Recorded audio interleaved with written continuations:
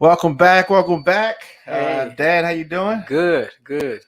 We're back for another week of conversation, another week of discussion with father and son. Yes. So you feeling good? Yeah. There's a lot of excitement going on in the world. Yeah. Never a dull moment. Yeah, that's for, for better or for Oh, yeah. worse. Yeah. That is the case. Yeah. Uh, and so we have this deadline looming with regards to Afghanistan, and the way that things have gone as far as the departure is not the best. Right. Obviously, it's not ideal, but it is what it is. It's with regards to Biden. Right. We were talking Right. off camera. You said Right. that this is the Right. best he can be doing based on the circumstances. Yeah. I mean, this is a 20-year war. For 20 years, they've been fighting, and he had the courage to say, "No more. We got to go. Everybody else was kicking it down. They kicking it down the road. Right. Let the next guy deal with it. And so, no matter when they came out, it was going to be chaotic. They did it 5 years ago when people found out that American soldiers are leaving.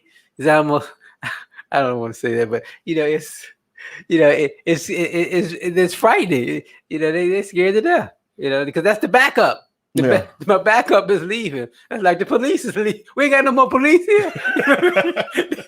We the police. They gave us the guns, and now you mean my Uncle Henry is the police, and I got to depend on him.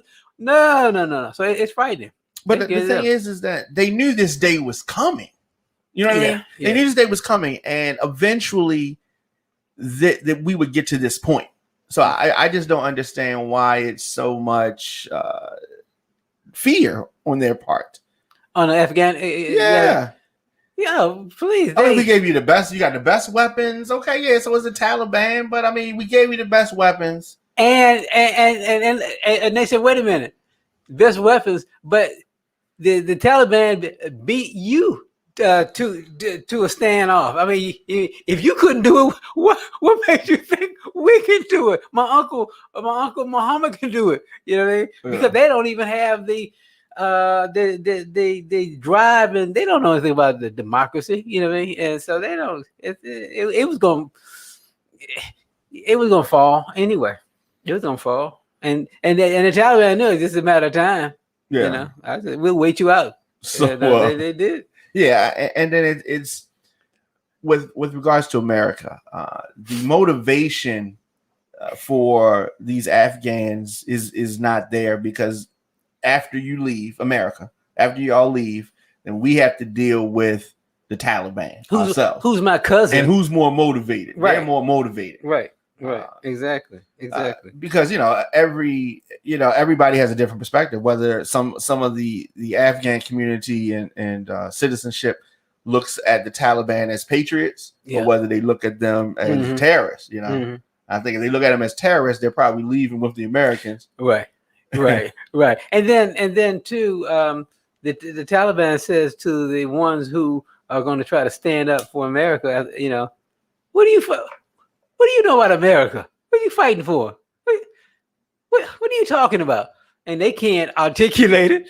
Well, we want to vote. You know what I mean? Statue of Liberty. Yeah. America. It wasn't going to work. It wasn't going to work. And then they look at the news about what's going on in America. They said they in chaos. They're not even organized. I mean, they fighting themselves amongst themselves. They would say, the blacks and whites, that country is in chaos. Yeah. That's what Russia says that to them all the time. How you gonna talk to me about democracy and freedom? Look what you did to that man. That's what they do. Well, I mean, you got a point there. You got a point there. So the president addressed the nation yesterday on this subject, and here's what he had to say.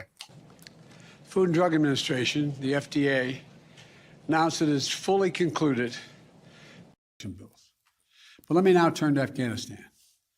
I've met this morning with my counterparts in the G7, as well as heads of the United Nations, NATO, and the European Union. I express my thanks for the solidarity we have seen as we've stood up an unprecedented global effort. I updated our partners on the significant progress we made in the past 10 days. As of this afternoon, we've helped evacuate 70,700 people just since August the 14th, 75,900 people since the end of July. Just in the past 12 hours, another 19 U.S. military flights, 18 C-17s and 1 C-130 carrying approximately 6,400 evacuees, and 31 coalition flights carrying 5,600 people have left Kabul just in the last 12 hours. A total of 50 more flights, 12,000 more people since I updated you this morning. These numbers are a testament to the efforts of our brave service women and men, to our diplomats on the ground in Kabul, and to our allies still standing with us. And we had a productive discussion. There was strong agreement among the leaders about the evacuation mission underway, as well as the need to coordinate our approach to Afghanistan as we move forward. First, on evacuation, we agreed that we will continue to our close cooperation to get people out as efficiently and safely as possible. We are currently on a pace to finish by August the 31st. The sooner we can finish, the better. Each day of operations brings added risk to our troops. But the completion by August 31st depends upon the Taliban continuing to cooperate and allow access to the airport for those who we're transporting out, and no disruptions to our operation. Yeah, so he is under an immense amount of pressure to get this done. Right. And I hope that it works out and we get everybody that they're trying to get out of there out in enough time. I'm not with the mindset of people that are saying leave a force, leave some soldiers behind or anything like that. I just think that we need to get out of that country and let it be what it's going to be. And if we have another situation where a country is harboring some people that did some things, then we deal with that. But we don't just need to stay here indefinitely. Right. I mean, because they went in there in the words of Rumsfeld, they went in there to get Al Qaeda, you know what I mean? Right. And so they supposedly got rid of Al Qaeda, and so the Taliban, it was their country anyway, right? And so go for it. The only problem that I see coming to the U.S. is that as far as the African American people, they look and then they see that when they get here, the refugees, or however you want to describe them, they're going to make it very easy for them, give them some money,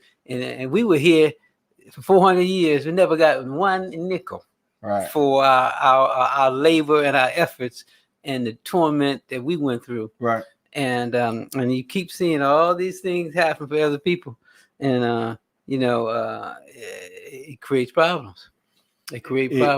It naturally creates frustration, and it compounds the plight of our people, and it just angers people. Yeah, because it could easily have been addressed.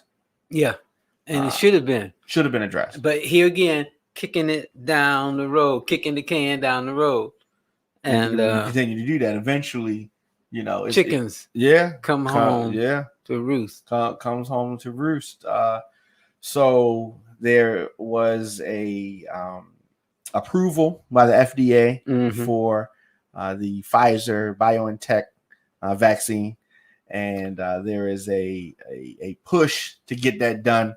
And surprisingly, one of the people trying to push it, if you want to say that, one of the people trying to push it, somebody who I would not expect to be pushing it, and that is former President Trump. Let's take a look at him. What? I believe totally in your freedoms. I do. You got to do what you have to do. But I recommend take the vaccines. I did it. It's good. Take the vaccines. But No, that's okay. That's all right. You got your freedoms, but I happen to take the vaccine. If it doesn't work, you'll be the first to know, okay? I'll call up Alabama and say, hey, you know what? But it is working. But you do have your freedoms. You have to maintain that. You have to maintain that. And you got to get your kids back to school. So that was former president, and he was in Alabama over the weekend at this rally. What are your thoughts on Yeah, that? well, hey, you know it's something when the Alabamans boo President Trump, and then Alex Jones called him what a dumbass. Yeah. Wow. So yeah. And not too long ago, he was singing the praises of Trump. Oh yeah. He was one of the people that was at the January 6th. He was there. He was at the rally that they had on before. He platform, wasn't okay. at the Right, Capitol. Right. But yeah.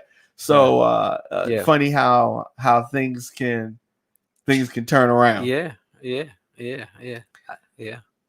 Because he's not going to have the momentum and the support that people think in 2024. I mean, he's not going to be. He's not going. He's not going to. He's going to be doing something else, right? As he should, because. But I guess the sad part about it is that there's still not going to be any accountability for anything that he's done. When you talk about people, a lot of black politicians have to deal with so-called accountability for so-called bad actions. But it just I get frustrated when I think about it. I mean, I think about here in Baltimore. I mean, they kicked the mayor out because of gift cards. They put another one in jail because she wrote books. I mean, when I think about it, I get frustrated. So, yeah. I mean, it's crazy. Yeah. And this guy has done every and anything you can think of. He's done it and gotten away with it. Yeah. And then when you look at New York having Governor Hochul, First Lady coming in after Cuomo, like you said, and she released some numbers today, late last night. There was like 12,000 deaths, COVID-related deaths that Cuomo's administration did not report, and I guess deaths that were suppressed, and just dumping more on his legacy. When I heard her speak prior to her getting sworn in, it didn't seem like they got along too well. She said, I heard her say that they weren't friends. Yeah. She said, it did seem like it. Yeah. She said, I didn't go anywhere with him. I don't know what he did because I wasn't with him. Right. So she made it quite apparent and quite clear that they were not friends, and she did not approve of him. And that's just what it is. As far as Baltimore, I know this is not on the docket, but as far as the city, the uptick in homicides, a lot of cities are facing the uptick in homicides. Yeah. But as far as Baltimore, this is, I mean, even if you go back to the 70s, this has just been one of those towns where, you've had, some of these things occurring. And what does it stem from? Is there anything that we can really point to? Well, I can't prove it, but my gut tells me that the same people who went into that Capitol, you got to look at these people from some of this uptick. We always had some violence, but just yesterday, I think a little boy was shot in his house in Baltimore, and they said it was a van stopped and some people were on the corners or somewhere and near the house, and the van shot and so happened to go through the door and kill that boy. I mean, random things like that just don't happen. You know what I mean? And I remember before that it was another white van. They said that the kids were on the corner and the white van came and shot and then drove off. And don't nobody find these vans. I understand drug territory. I understand disrespect. I understand all that, but this is different. What's going on around this country is not what it's different, and this is and even police officers. You've heard about gangs of police officers in Los Angeles. Got Right. their gang. That's not. And it's not just limited to them. It's all over.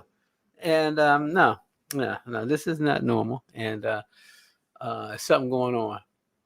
And it's the same thing that has always been going on. It's the fear and the racism and it's retaliation and we're going to find out eventually What's really going on. Yeah. Just tuning in, it's Father and Son News, and we do this every Wednesday here on radioonfire.com and of course on demand, radioonfire.com, on all social media as well.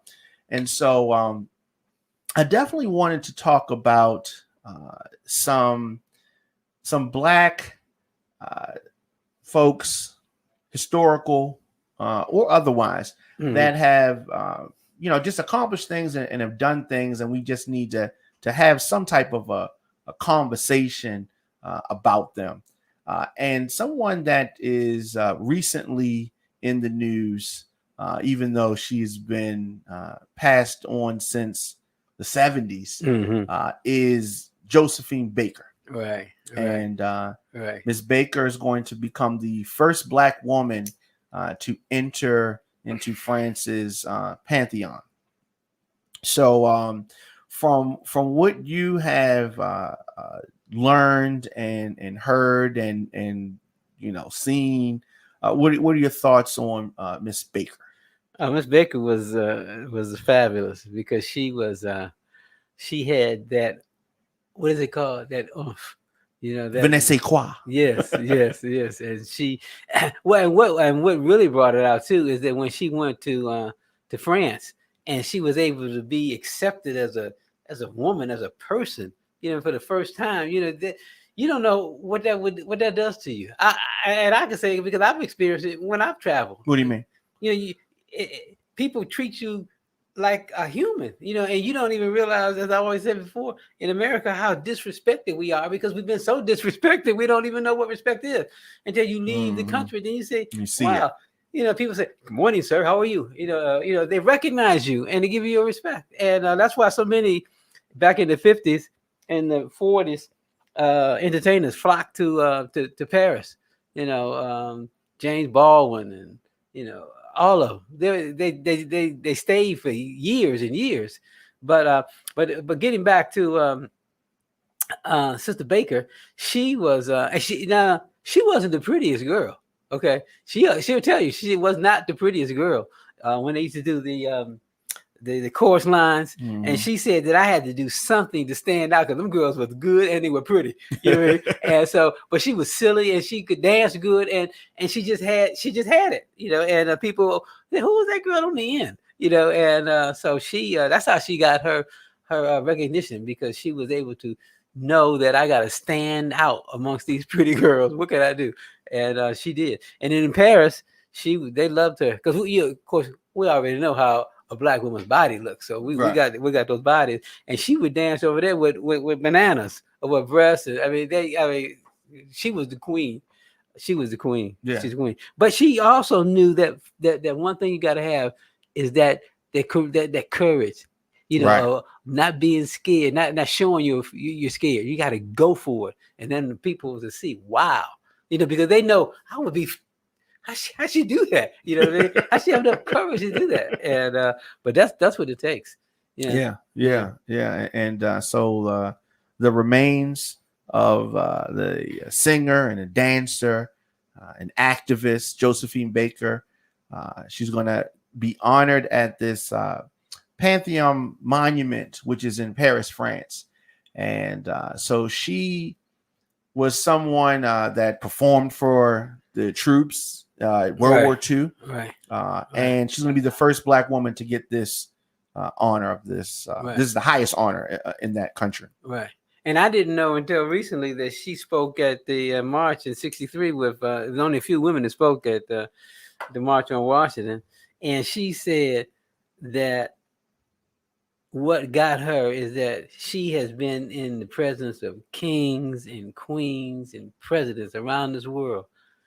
And for these people to have the audacity to refuse to let me come to a restaurant, she said, I was mad as hell about in America, and think about it. Yeah. That's that disrespect they're talking about. It's horrible. Right. Yeah. So I get mad when I think about it. Right. Yeah. And it's something to get mad about. And what really gets me mad is when I think about those people going into the Capitol, they think they're better than me. Okay. They think they're better than my son. Those people, please. No. All right. So that's. Yeah. No. And they're not. Absolutely not. Absolutely. So Miss Baker passed away in 1975. Yep. And buried in Monaco, dressed in a French military uniform. Yeah. With medals and all of that. Yeah.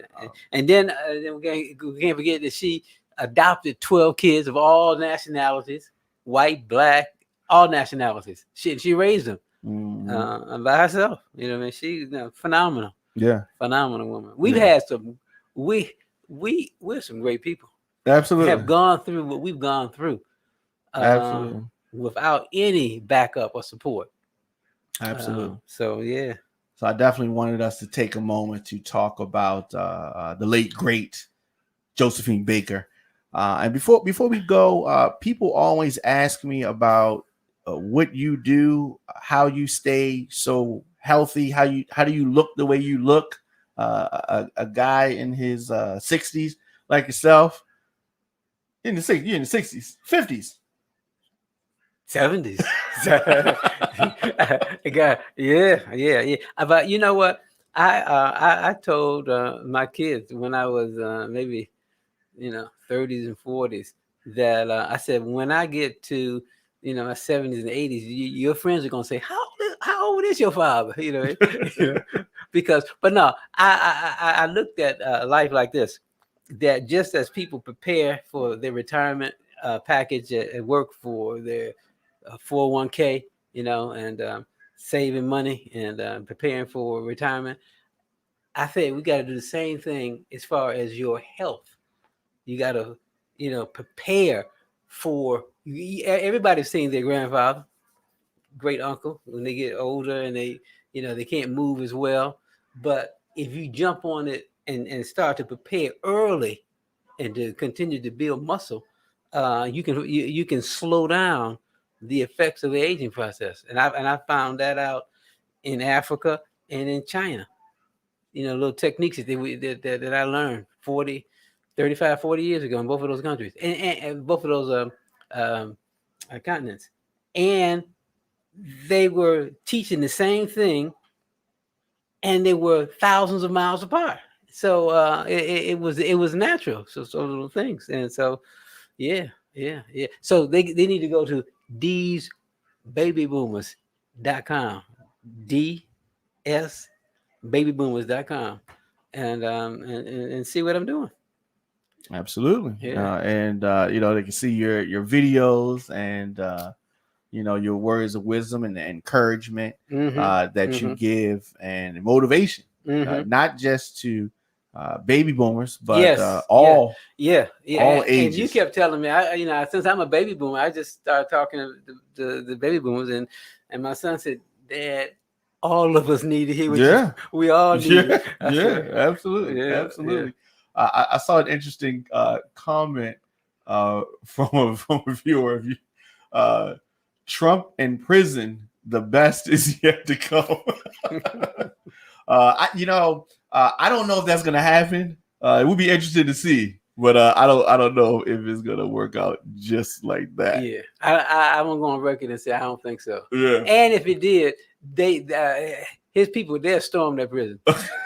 And they'll storm the prison and get him out. And get him out. Yeah. They won't hang him like they used to do the slaves. They storm the prison. That was all the time. They storm prisons and took out a black person and hung him. They'll storm and let him And this go. is just an accused person, not necessarily a guilty person. Yeah. Just an accused person. Yes, and then let me say something real quick before we go. Sure. About the Capitol. I just heard today that they're saying that they're going to drop some of the charges on some of these people going to the Capitol because they said they got video of the police officers opening up the gate and letting them in and hugging them and shaking their hands. So that means that to me, they all need to be arrested. The policemen too. You know what I mean? So they're thinking that they should be set free because the police let them come in. So They're just giving them any excuse. Any excuse because that's their brother. You know, it's just crazy. Yeah. Well, we'll be back. As you said, never a dull moment. We'll be back next week. No. Wednesday, 6 p.m. And of course, on demand on all of our social outlets and as well as radioonfire.com. Radio on Fire. Thanks, Dad. Yes.